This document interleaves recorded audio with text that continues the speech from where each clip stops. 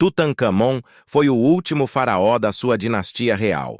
Ele morreu aos 19 anos, sem deixar herdeiros.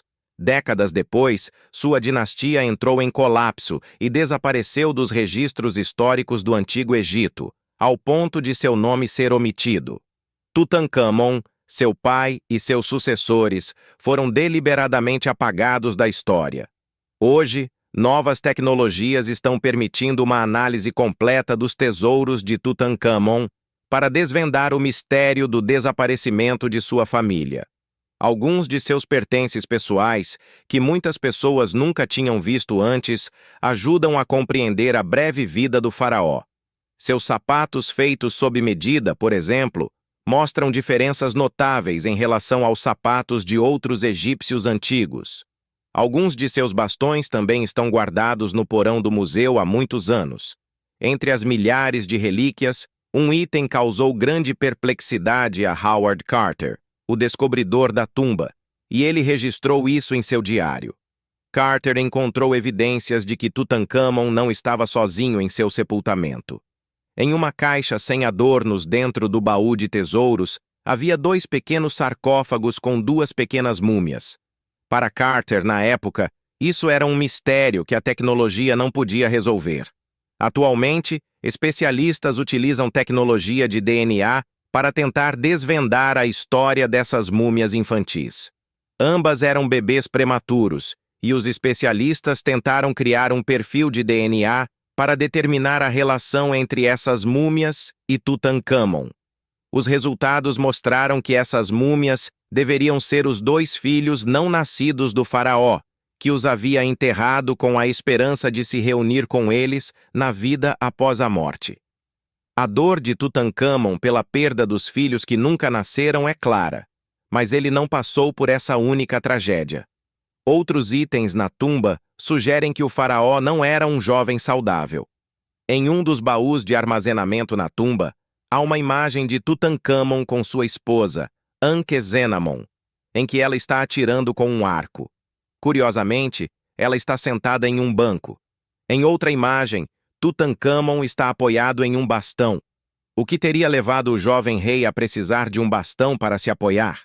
O egiptólogo André tem pesquisado as condições de saúde de Tutancâmon e hoje a múmia do faraó foi completamente restaurada.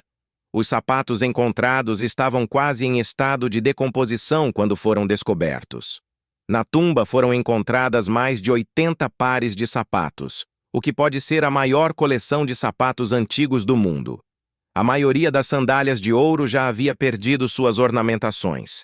Após décadas de esforço, os restauradores conseguiram apresentar esses itens ao público. Entre esses sapatos, 3 pares são especialmente notáveis. Eles possuem uma tira entre o dedão e o segundo dedo, semelhante às sandálias modernas, além de uma tira adicional ao redor do peito do pé, o que ajuda a evitar que os sapatos se soltem e permite uma melhor caminhada. A necessidade desses sapatos especialmente adaptados pode estar relacionada à condição do próprio Tutancâmon. Sua múmia mostra que ele tinha um pé virado para dentro e que um dos ossos do segundo dedo estava ausente, sugerindo que ele sofria de uma condição genética chamada pé torto. Evidências recentes mostram que a família real de Tutancâmon parece ter sofrido com uma série de problemas genéticos. Análises de DNA revelaram uma verdade chocante. O pai de Tutancâmon, Akhenaton, e sua mãe eram parentes próximos. Isso era comum no Antigo Egito, pois os membros da realeza acreditavam ser descendentes dos deuses e achavam que casar com plebeus diluiria seu sangue sagrado. No entanto, eles não sabiam que esse planejamento familiar consanguíneo poderia levar à destruição da dinastia. A deficiência de Tutancâmon pode ter sido uma consequência desse incesto genético, e os 2 filhos prematuros também podem ter sido afetados por isso. Com a morte de seus filhos, as esperanças de Tutancâmon para o futuro do Egito foram destruídas, e ele morreu sem deixar herdeiros.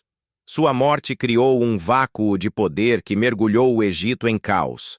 Na tumba de Tutancâmon, há evidências de uma luta pelo poder. A tumba contém pinturas que descrevem a transição do mundo dos vivos para o dos mortos.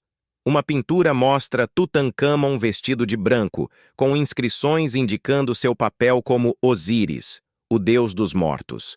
À direita, uma figura realiza o ritual de abertura da boca, um rito geralmente conduzido por parentes próximos ou um sumo sacerdote.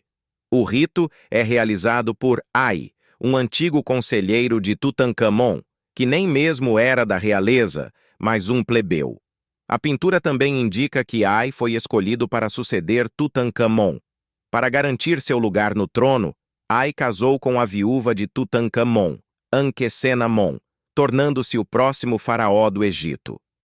Ai queria que as pessoas esquecessem o jovem faraó anterior. Ele fez com que Tutancâmon e todos os seus pertences fossem colocados em uma pequena tumba discreta e assumiu a grandiosa tumba que originalmente pertencia a Tutancâmon. Isso foi apenas uma das injustiças que Tutancâmon sofreu após sua morte. Seu pai, Akhenaton, também havia causado destruição no Egito, e as pessoas ainda se lembram dos pecados cometidos por Akhenaton. Um estela encontrado perto de Luxor lista os nomes de 76 reis egípcios.